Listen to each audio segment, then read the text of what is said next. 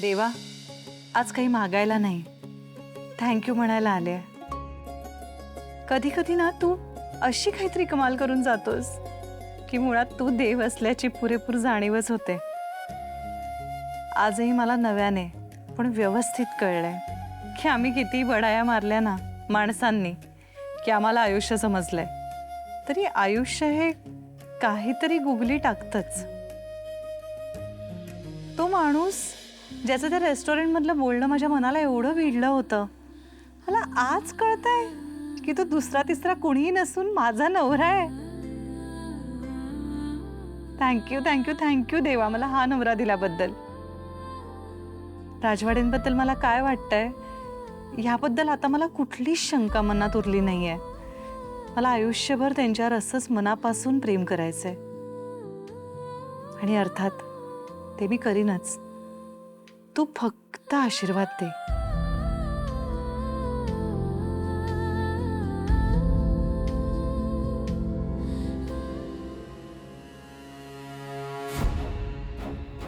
काय ग, तचकलीस? ठीक आहेस ना? हां ठीक आहे. नाही म्हणजे खूप वेळ तुझी प्रार्थना चालली होती ना, काय देवाकडे माफी मागत होतीस? माफी कशासाठी? अगं कालच्यासाठी. एक मिनिट, मला नाही कळत आहे. म्हणजे म्हणजे म्हणजे तुला काहीच आठवत नाहीये? काल तू पार्टीमध्ये जो काही धिंगाणा घातलास ना, त्यासाठी माफी मागत होतीस का? मी काय काय धिंगाणा घातला? मी काय केलं काल? हा म्हणजे तुला काही आठवतच नाहीये? काल किती बेभान झाली होतीस तू पार्टीमध्ये. दारू प्यायली होतीस? काय बोलताय काकू? मी दारू वगैरे काही पित नाही. हो माहिती आहे, म्हटलं चुकून प्यायली असशील. प्यायली होतीस का? काय नाचत होतीस, काय धिंगाणा घालत होतीस, अगदी बेभान झाली होतीस, वाटेल ते बडबडत होतीस. अगं म्हणजे आम्हालाही कळत नव्हतं की ही आमचीच स्वानंदी आहे का. बापरे बापरे बापरे. आणि त्या नादात बिचारी किमया. एक मिनिट, त्यांचं काय? घ्या आता, ही आठवत नाहीये तुला? काकू ऐका ना, तुम्ही असं कोड्यात नका ना बोलू. मला जरा स्पष्ट सांगा बरं, काय झालंय नक्की? अगं इतके दिवसाचा किमयाबद्दलचा राग तुझ्या मनात जो खतखतत होता ना, तो सगळा बाहेर काढलास बडाबडा. बाई बाई बाई बाई, पहिल्यांदाच बघितलं मी हे असं तुझं रूप. काय काय वाटेल ते बडबडत होतीस ग बाई. एकदा तर तिच्या अंगावर नुसती अशी धावून गेली, समर मध्ये आला, नाही तर तिला मारलंच असतंस तू. बापरे, म्हणजे बघवतच नव्हतं मला. अशी काय वाटेल ते वागत होतीस तू. त्यामुळे बिचारी किमया ती तडकाफडकी त्यामुळेच निघून गेली असणार. तुम्ही काही बोलला नाही, काही गोंधळ झाला नाही. तुम्हाला ते म्हणजे मध्येच तुमचं डोकं दुखायला लागलं, मी तुम्हाला रूम मध्ये घेऊन आलो आणि तुम्ही गाढ झोपलात, बस एवढंच घडलं. नाही, मी असं काहीच करणं शक्यच नाही. मला माहिती आहे ग, तू असं काही करणार नाही, पण आता झाली चूक तर मान्य कर ना. राजवाड्यांची सून आहेस तू, कमॉन. हे सगळं तुला मान्य केलं पाहिजे. आपल्याकडे अतिथी देवो भव म्हणतात.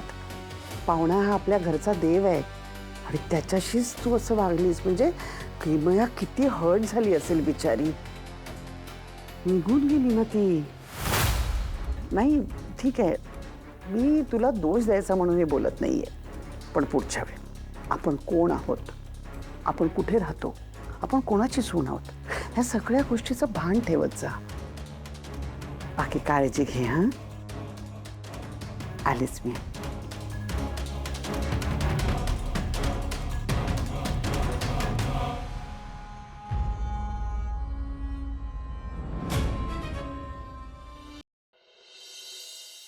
मग फ्लाईट होती ना, वेळेतच होती ना? हो, टेक ऑफच्या आधी डझनभर फोटो पाठवले त्यांनी मला. हो, म्हणजे गेली ना व्यवस्थित?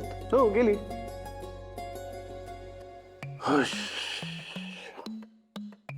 काय रे, पुश करायला काय झालं तुला? नाही सहज, म्हणजे आता टेन्शन गेलं ना तुझं. मला कसलं टेन्शन आहे? असं कसं असेलच ना, म्हणजे एकाच घरात बायको आणि खूप जवळची मैत्रीण असेल तेव्हा जरा टेन्शन येतच, म्हणजे आलंच असेल तुला ना? नाही, मला काहीच टेन्शन नाही. हा म्हणजे स्वानंदी मॅडमची थोडीशी चिडचिड होत होती, पण मला कसलं टेन्शन, मला काहीच नाही. अरे यार, समोर कधी शिकवणार रे तू काय शिकायचंय नवरालॉजी? म्हणजे असलं काही नसतं. असतं. हे बघ, स्वानंदी मॅडमचं नाव घेतलं आणि त्यांचा फोन आलाच. चांगलं आहे. नाही तुम्ही बोला, मी जाऊन जरा रिपोर्ट्स घेऊन येतो.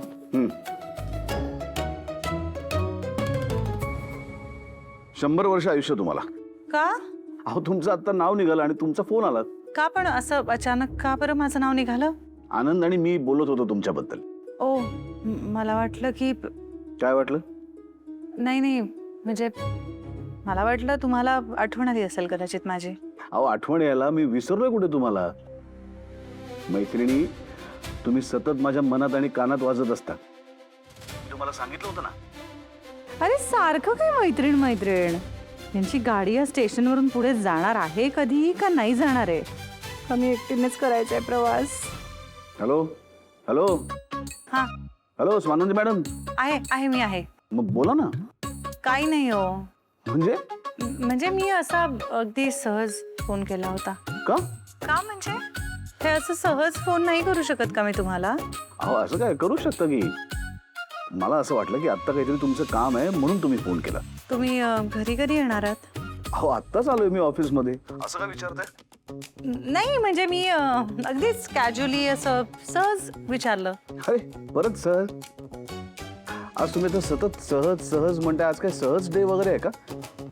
नाही, मला अगदी सहज बोलावंसं वाटलं म्हणून केलेलं. अनेक डे असतात ना, तसंच आपण एक सहज डे असा साजरा करूया. काही बोलत असता तुम्ही राजवाडे. चालेल. आमच्या स्वानंदी मॅडम जरा हसल्या की तो ठसका वाटच बघत असतो त्यांच्याकडे यायला. कधी एकदा स्वानंदी मॅडम हसतायत आणि ठसका येतोय. थांबा जरा. आधी समोर बघून प्या, समोर बघून प्या आणि वर बघा.